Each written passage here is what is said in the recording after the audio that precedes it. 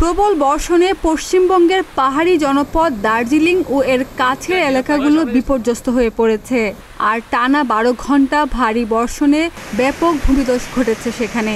এতে নিহত হয়েছেন কমপক্ষে 28 জন এবং আহত হয়েছেন শতাধিক। এছাড়া পাহাড়ি ধসের কারণে সড়ক যোগাযোগ ব্যবস্থার গুরুতর ক্ষয়ক্ষতির কারণে আটকা পড়েছেন বহু পর্যটক। পশ্চিমবঙ্গের আবহাওয়া দপ্তরের তথ্য অনুযায়ী গতকাল রবিবার টানা 12 ঘন্টা ধরে 261 মিলিমিটার বৃষ্টি হয়েছে দার্জিলিংয়ে। ব্যাপক বৃষ্টিতে ক্ষতিগ্রস্ত হয়েছে জেলার মিরিক, সুখিয়াপোখরি, সৌরেনী, আপার দুধিয়া, জতবীরগাঁও এবং নাগরাকোট। ক্ষয়ক্ষতি সবচেয়ে বেশি হয়েছে মিরিক ও সুখিয়াপোখরিতে। পাহাড় ধসে যে 28 জন নিহত হয়েছেন তাদের মধ্যে 11 জন মিরিকের, বাকিরা সুখিয়াপোখরি ও অন্যান্য এলাকার।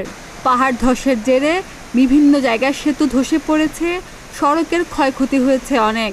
ধসের কারণে চলাচলের অনুপযোগী হয়ে পড়ায় দার্জিলিংয়ের বেশ কয়েকটি সড়ক মহাসড়কে যান চলাচল বন্ধ রেখেছে পুলিশ। এগুলোর মধ্যে কয়েকটি সংযোগ সড়কও রয়েছে। ডেস্ক রিপোর্ট, প্রতিদিনের বাংলাদেশ।